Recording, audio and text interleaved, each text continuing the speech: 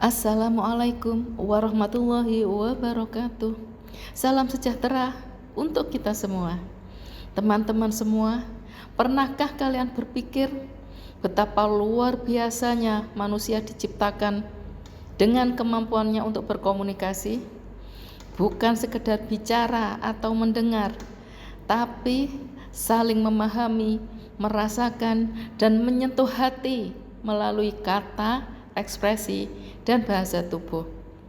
Komunikasi antar manusia bukan hanya soal transfer informasi, tapi juga soal membangun hubungan, menciptakan kepercayaan, menyelesaikan konflik, dan bahkan menginspirasi perubahan.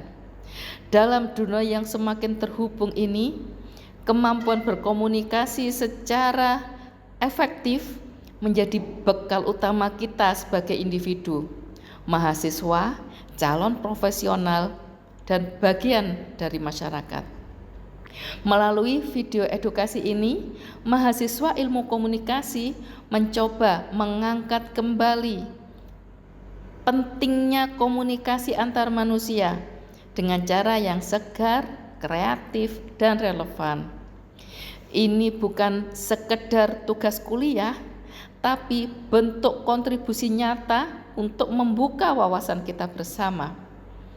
Kami percaya perubahan besar bisa dimulai dari hal-hal sederhana, seperti mendengar dengan empati, berbicara dengan hormat, dan menyampaikan pendapat tanpa menyakiti.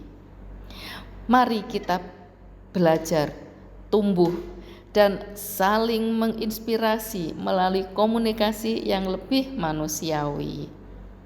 Selamat menyaksikan, semoga bermanfaat dan membuka hati kita bersama.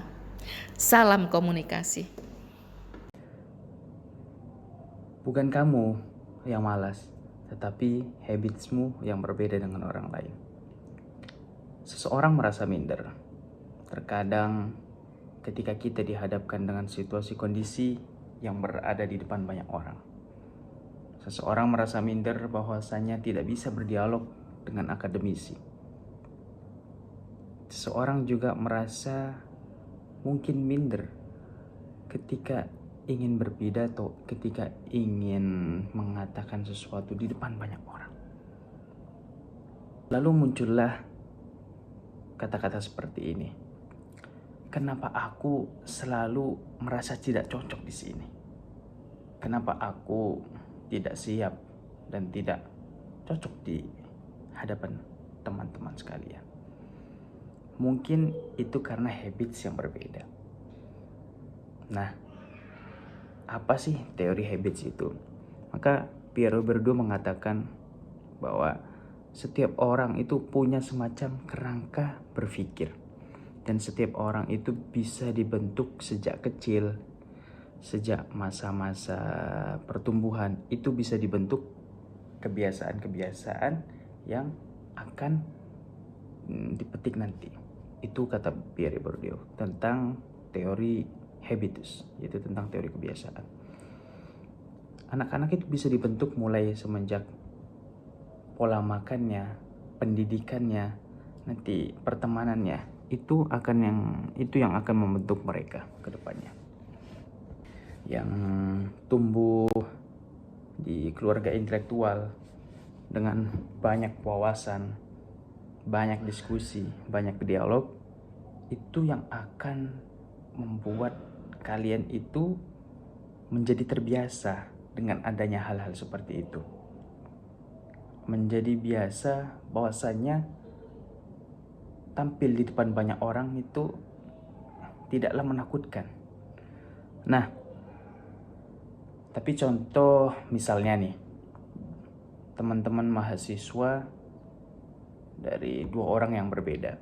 Yang pertama yaitu yang mempunyai kebiasaan berdialog, kebiasaan di keluarganya juga berdialog dengan akademisi, sering membaca dan lain semacamnya. Ketika dia mendapatkan tugas, itu tugas presentasi misalkan, itu akan menjadi lebih mudah. Menjadi bagi dia itu terbiasa untuk menyatakan atau untuk memaparkan materinya. Tentu untuk mahasiswa yang kedua ini yang tidak terbiasa, misalnya dia jarang membaca buku, jarang berdiskusi, jarang berdialog, maka akan membuat dia itu takut, akan membuat dia itu was-was. Apakah saya bisa untuk mempresentasikan hal-hal seperti ini di depan para teman-temanku? Nah, itu dia. Karena habitus itu perlu dibentuk. Maka dari itu, apakah bisa diubah hal-hal seperti ini? Bisa.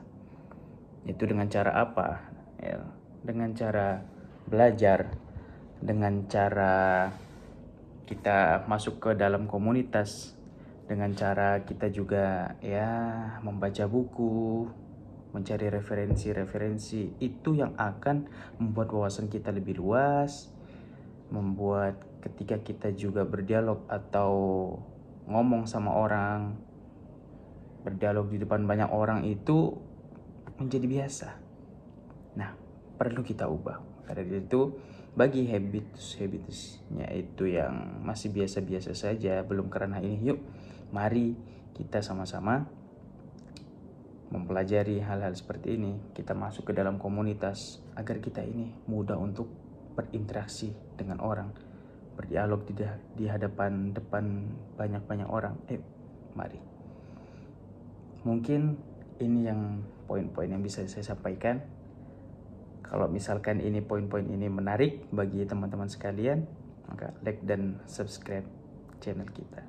Oke, terima kasih. Sampai jumpa kembali.